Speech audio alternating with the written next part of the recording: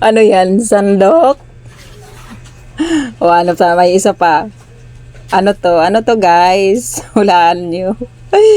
Ito ay, ang laman nito ay ipikasen, luya. Ba yun bawang? Bawang ba yun? Asin? O, ayan. O, ito guys.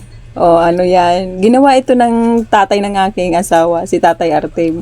Tagal-tagal ng panahon na to, hindi tinatapon ng aking asawa kasi, ano daw yan, mabisa na panghilot. Galing po sa probinsya niyan. Ang may gawa niyan si Tatay Artem. Tatay Artem, thank you so much sa ginawa mong ano, nilalagyan-lagyan na lang namin ng epicacent.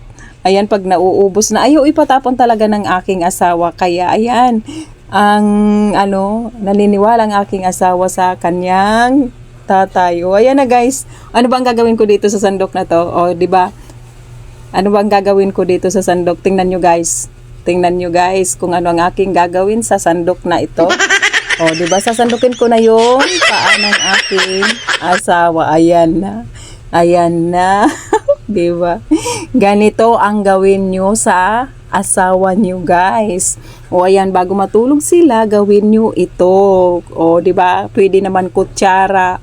O napanood ko ito sa isang ano, sa ano, napanood ko ito na ayan, nakaka-relax daw ito. Trinay ko nga sa aking asawa. Tinanong ko yung aking asawa kung kumusta nga. Ayan, sabi niya, ang masarap daw, nakaka-relax. O ayan, kung mga masakit ang paa ng inyong asawa, kahit sa inyo, pwede nyo itong gawin guys. O ayan, sandukin nyo na yung inyong mga talampakan dyan kung kayo ay may mga masasakit-sakit na sa inyong talampakan. Pero guys, wag nyo lang itong gawin sa akin.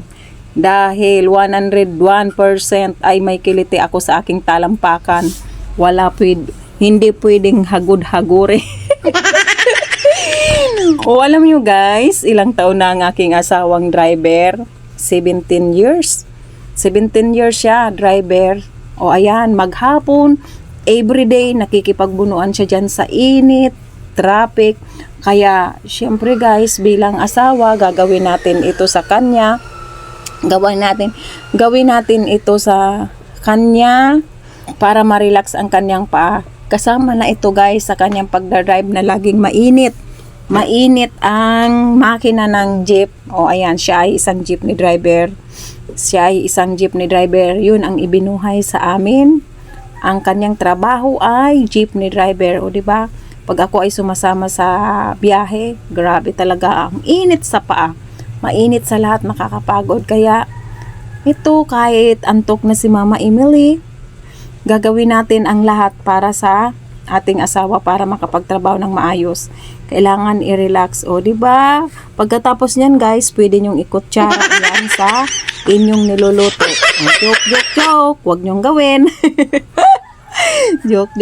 Huwag nyong gawin yan. Baka ikutsara nyo talaga sa inyong niluluto. O, ayan. O, diba? Try nyo sa inyong asawa. Marirelax ang inyong asawa. O, diba? Sabi ko sa asawa ko, kumusta ang pakiramdam? Masarap daw, masarap sa pakiramdam. Kasi ang paa ng aking asawa guys, lagi nang sumasakit.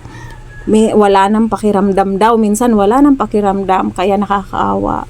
So, ayan, thank you Lord. Thank you sa aking asawa na patuloy kaming itinataguyod. Patuloy na naghihirap sa kalsada. So, ito guys, gawin nyo sa inyong asawa na nagtatrabaho, kahit sa inyo, gawin nyo po ito. Ayan na guys, maraming salamat. Ayan. Thank you sa lahat. Huwag nyo pong kalimutan, i-like, i-share, i-subscribe po si Mama Emily Cordapiano. Ayan. Binigyan ko na kayo ng tips, mga kananay ko dyan. Gawin nyo ito sa inyong asawa. Bye!